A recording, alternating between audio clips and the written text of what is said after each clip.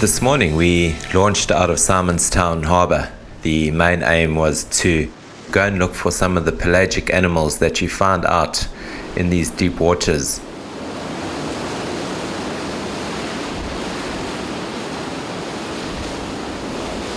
We were visited by quite a few different seafaring birds. The biggest of these were the black-browed albatrosses. And then some of the petrels also made an appearance. The white-chinned petrel, which is the bigger bird that you can see here, and the smaller little storm petrels, almost dancing on the surface of the water behind the white-chinned petrels.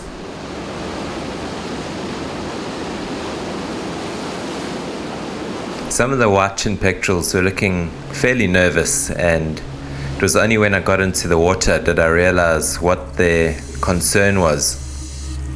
There are quite a few small sharks about in this nice, clean, warm water, and these guys were chasing anything and everything that they could see in the water, including some of the birds.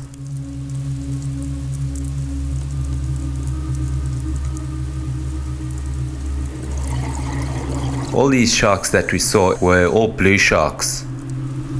Sharks that get up to about 3.5 meters, although all the ones that we saw this morning were only between 1.5 meters and 2 meters, not very big animals. And once you start getting above these sharks, you can see immediately where it gets its name from. A distinctive blue coloration right across the top of its back. These sharks mainly feed on squid and small bony fish, and they definitely built for speed and long distance swimming. A very slender looking animal, and it has some very long but thin pectoral fins.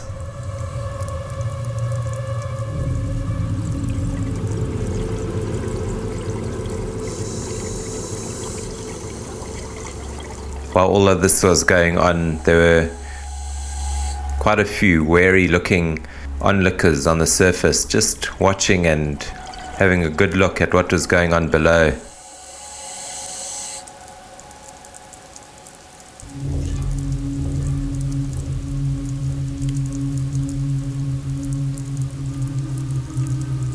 And perhaps for good reason, they were looking pretty nervous, because just below the waterline at about this time, probably the most ferocious sharks that I've ever seen in the water made an appearance. This is the mako shark, a shark that gets up to about 3.5 meters long, the fastest swimming fish in the sea. An animal that mainly feeds on fast swimming fish like bonito, yellowfin tuna, sailfish, swordfish.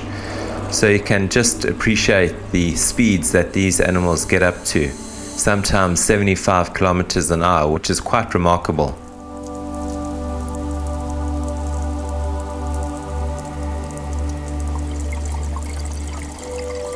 It was really a fantastic day out at sea, being in nice, clean, warm water and having some very interesting animals around us.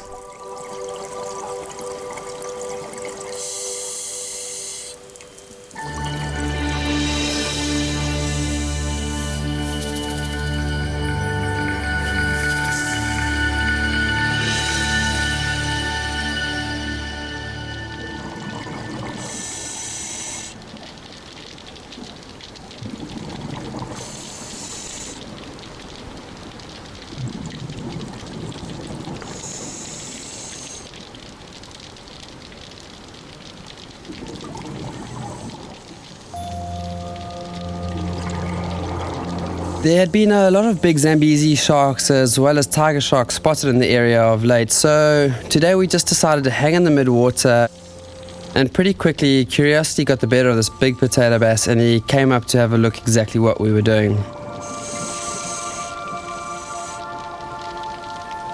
He seemed very, very relaxed. You can see his dorsal fins are down and I was able to get right up close and personal. These potato bass are quite aggressive predators. They will open their mouth and swallow most fish whole, and once these powerful jaws have got their prey within their grasp, there's no escape.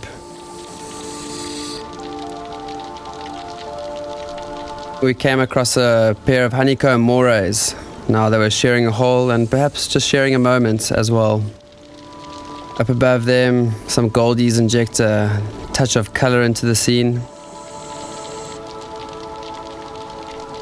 These morays will just sit here slowly opening and closing their mouth, and this enables water to pass over the gills even though they're not swimming forward.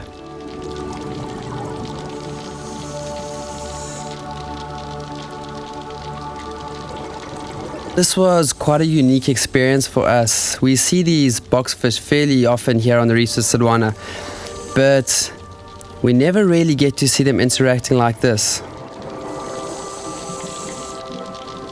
This seems to be some kind of courtship display. This is a male and a female. The male is the bluey green one, and the yellow one with the iridescent blue spots is the female. And it was quite fascinating just to watch these two carry on for a while.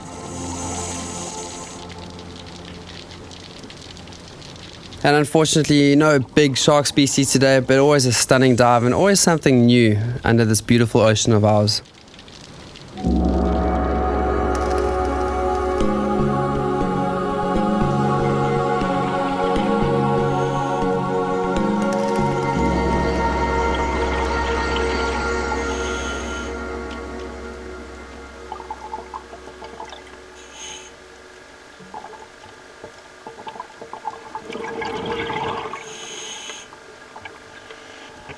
Because of the large amount of sand on the edge of the reef, you get a lot of rays in this area, and we knew today we could count on seeing a couple of these guys.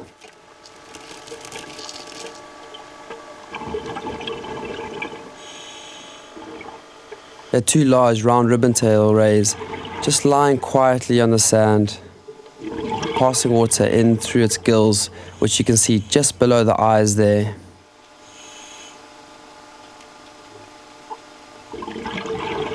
The eyes protrude slightly from the head just to improve its vision.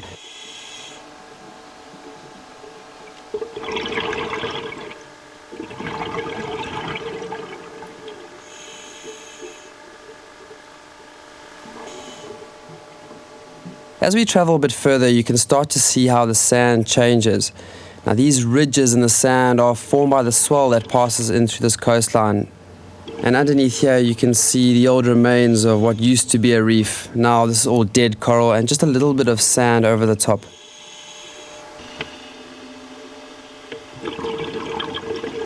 Out on the sand here, one would think it's pretty much desert, but there's a lot of these sea pens.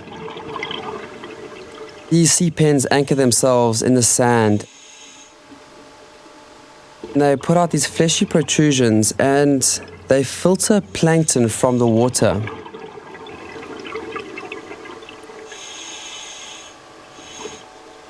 They're very, very delicate little creatures and are reminiscent of a feather.